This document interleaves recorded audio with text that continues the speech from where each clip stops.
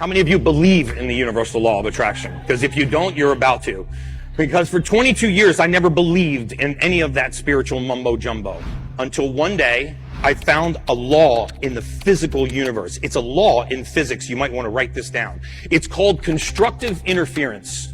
And it says that when two wavelengths of equal length meet, the size of the frequency doubles. This is the law of attraction, backed by the science of constructive interference. At its core, it's a wave phenomenon. When two or more waves meet and are in phase, meaning they sync up perfectly, they combine to form a wave of even greater amplitude. Think of two perfectly timed ripples in a pond. When they intersect, they create a larger, combined ripple. But what does this have to do with the LOA? Everything. Consider this. Your thoughts, emotions, and intentions can be thought of as waves, each with its own frequency. When these frequencies are in harmony, their combined power is magnified. This is precisely how tuning forks work. Strike one, and another with the same frequency will begin to vibrate in response. Your thoughts and desires can be tuned into actual frequencies, causing the universe to respond in kind. But what this means is that you can get energy from conversation. You can get energy from what I'm telling you right now. You can get energy from the people around you, or they can take energy away from you. So as I went down this spiritual rabbit hole, I said, well, where does this frequency come from? It comes from the brain. It comes from an area of the brain called the gray matter.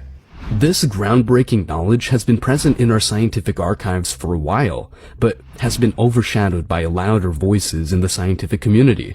One might wonder why something so transformative hasn't gained more traction. Perhaps, as with many discoveries that challenge our conventional paradigms, it's because they're disruptive to established ways of thinking. Knowing this, how can one harness the power of constructive interference in their own life? By ensuring that your thoughts, intentions, and emotions are aligned. When they are in sync, they become a potent force, drawing to you what you desire with increased intensity. It's as if the universe operates on the same principles as the science of waves. When you're in tune with what you desire, when your frequencies are aligned, the universe can't help but respond. It's not magic, it's science. The science behind constructive interference and the LOA isn't a contemporary revelation. It has, in fact, been echoed across ancient scriptures, each reflecting this truth through its unique perspective. For where two or three gather in my name, there am I with them. Matthew 18:20.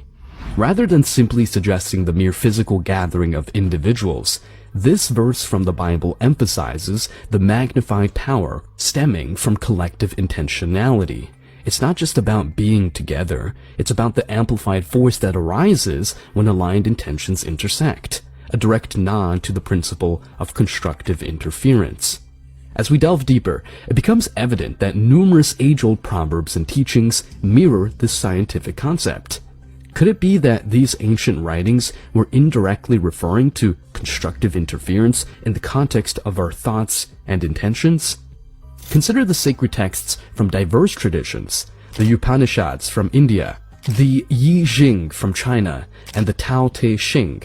Each of these venerable scriptures contain insights and verses that emphasize harmony, alignment, and amplification of energies. The terms they employ and the stories they narrate might well be their unique way of describing what today's scientists term as constructive interference.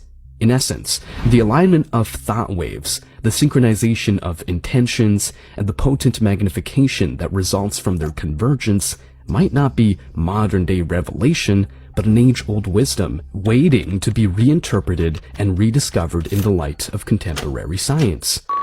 Take a moment and pick up your phone. No matter its brand or model, one underlying principle allows it to function: connectivity through frequencies. But as you're about to discover, these frequencies aren't just for texting or streaming a video. They're an emblematic allegory for the untapped potential that exists within us, akin to the mysteries of the universe itself. Mobile phones function using electromagnetic waves, a spectrum of frequencies that allow for communication across vast distances. A call or message sets off a chain of events that converts your voice or text into digital signals. These signals, with the help of a specific frequency, are transmitted across the airwaves until they reach the intended receiver and are then converted back into voice or text.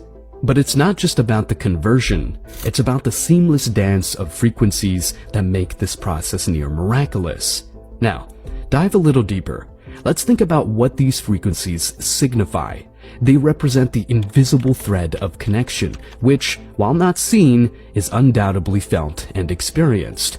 Just as your phone sends and receives these invisible waves, your thoughts and intentions send out their own frequencies into the universe. We seem to have a basic understanding of this. I think what I'm saying here, everyone in the room understands this when we're using our phones. However, when it comes to life, we get lost. We don't seem to understand it. Well, let's try and understand it. Let these lines represent levels of vibration.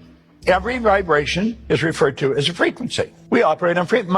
My voice is being amplified on a particular frequency. You and I think on frequencies. Thought is energy.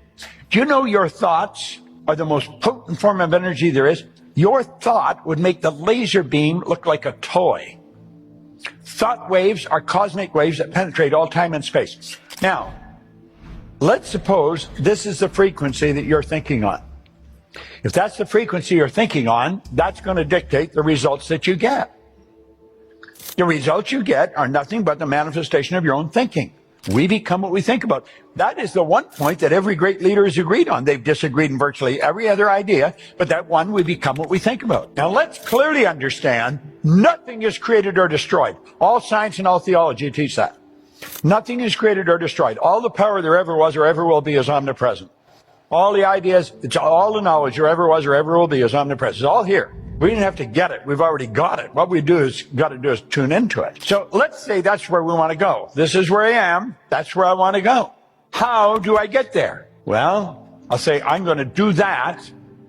This is where the average person's thinking. I'm going to do that as soon as I get the money. You can relate to that.